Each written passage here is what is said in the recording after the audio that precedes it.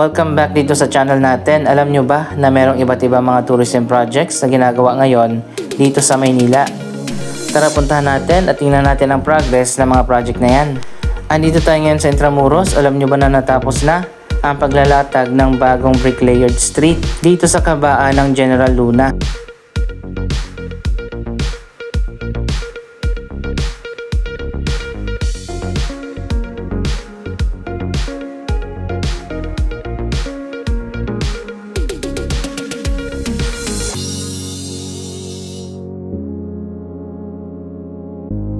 Ito ang isa sa pinaka main street dito sa Intramuros.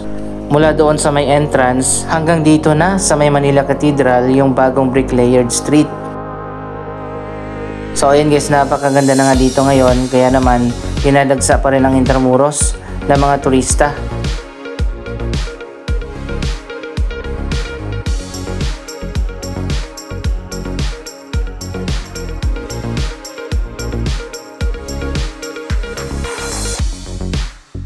Patuloy din ang progress ng Binondo area sa Manila. Ayan, makikita nyo naman, maraming iba't ibang mga condominium projects ang tinatayo dyan.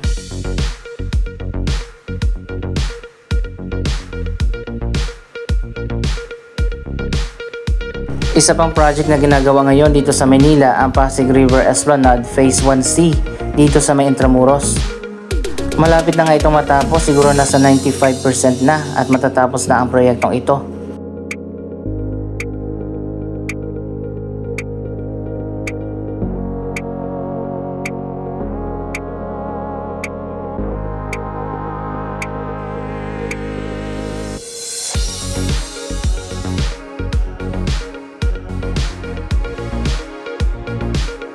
Ito yung bagong hagdanan paakyat dito sa viewing deck sa taas at pwede rin dumaan dito papunta sa Binondo Intramuros Bridge.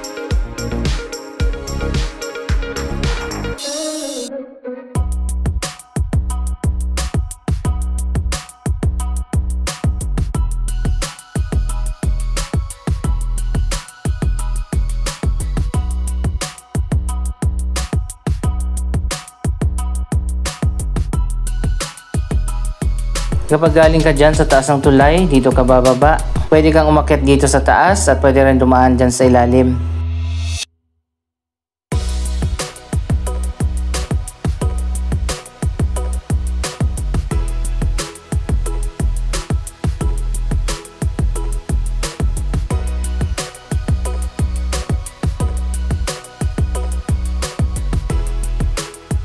Sinisimula na ngayon ang finishing dito sa ikalawang bahagi ng Esplanade.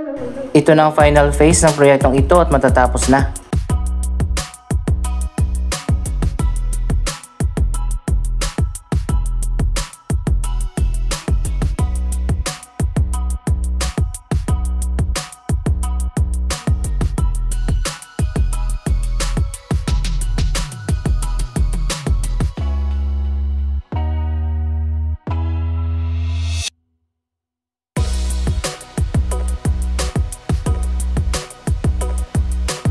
Dito naman sa kabila, ito yung tapos na.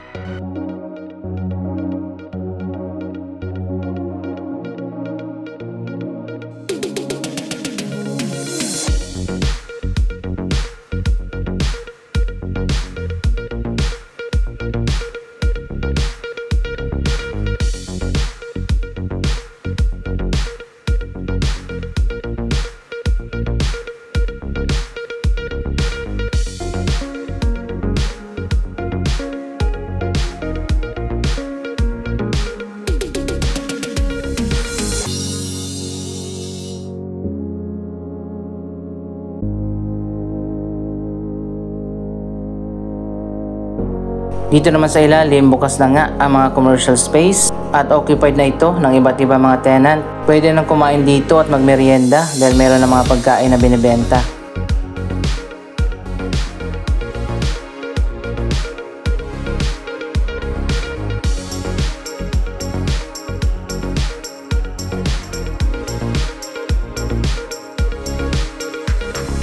Yung bagong CR naman malapit na rin matapos at ginagawa na lang ngayon yung tiles.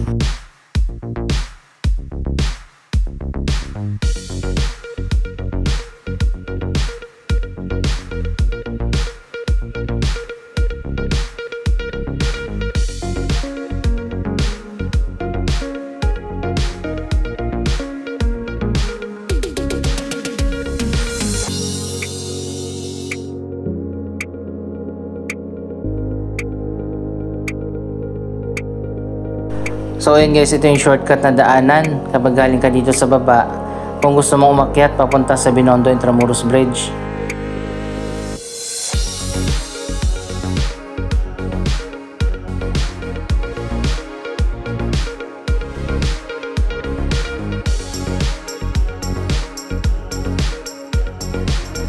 At ganun din kapag galing ka ng bridge, may hagdanan na rin paakyat diretso na sa taas.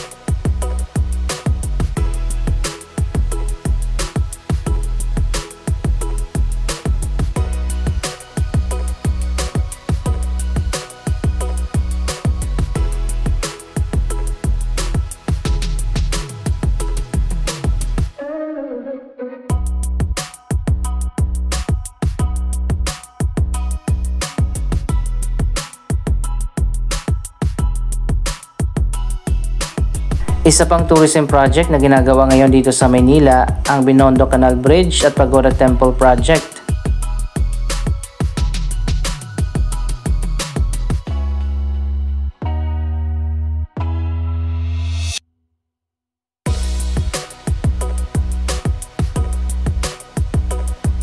Matagal nang natapos yung Phase 1 ng proyektong ito, pero natigil ang construction ng Phase 2. Ano kayang nangyari?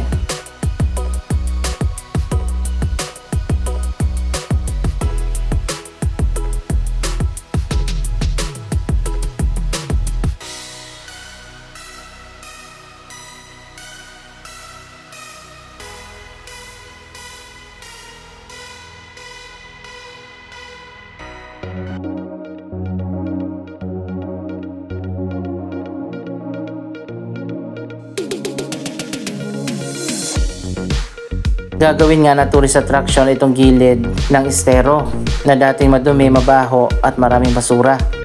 Nilagyan ito ng walkway sa magkabilang gilid.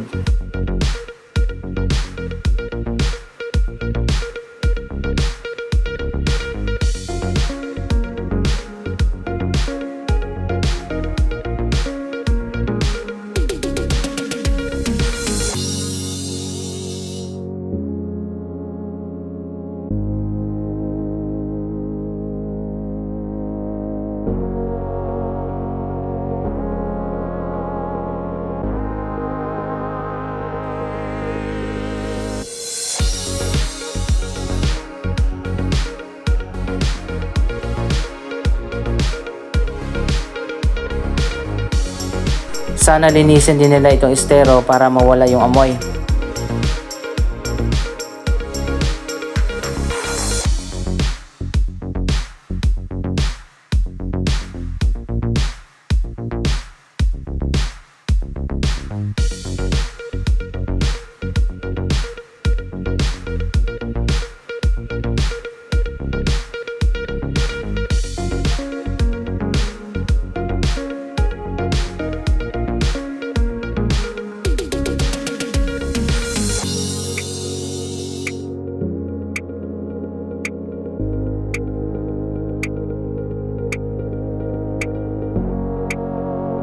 Ang proyektong ito ay pinondohan ng Filipino-Chinese community dito sa Binondo.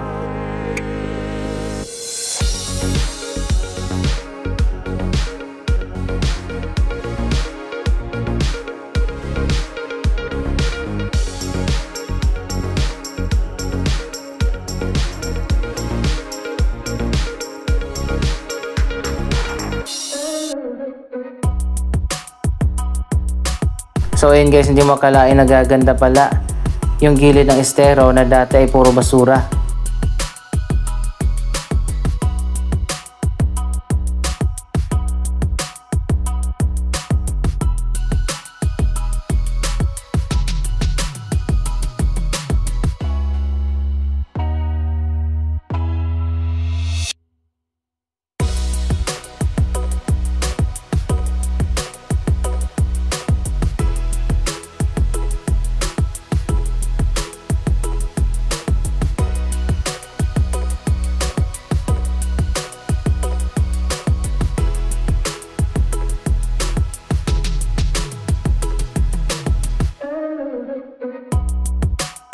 Ito yung maliit na canal bridge na nagdudugtong sa magkabilang side ng estero.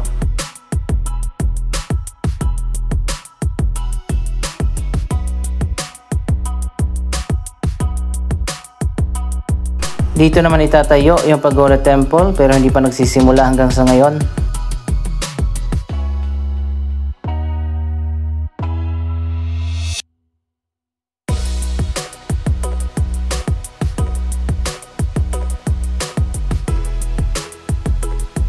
Ito yung unang phase ng proyekto na natapos na, pero dito sa kabila, hindi pa rin nasisimulan hanggang sa ngayon.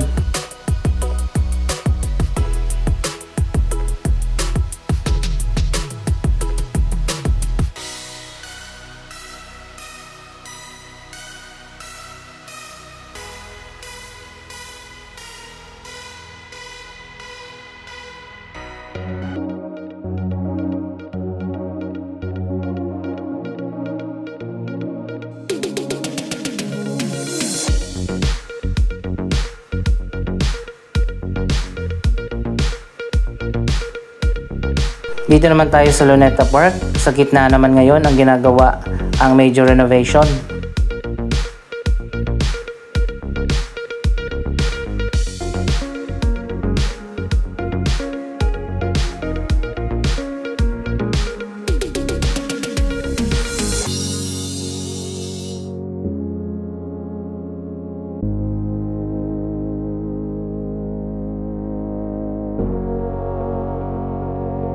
Ongoing na nga ang pagtatayo ng mga bagong street dito sa gitna ng Rizal Park.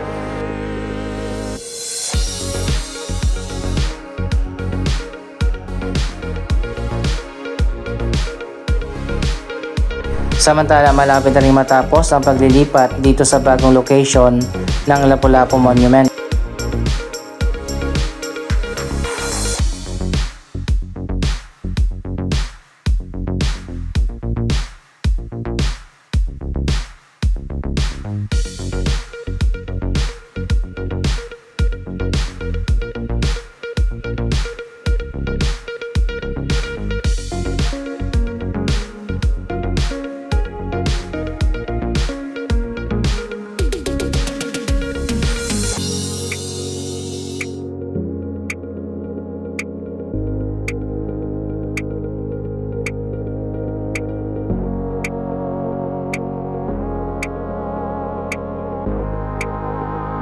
So ayun guys, nakaharap na nga dito sa west ang bagong Lapu-Lapu statue.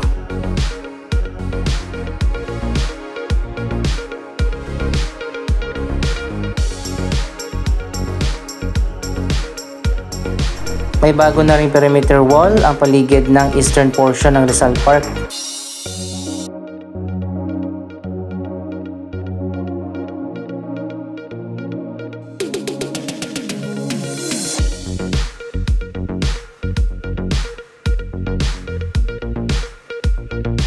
Napakaganda na dito at malawak na yung sidewalk dahil inurong ng ilang metro yung perimeter wall.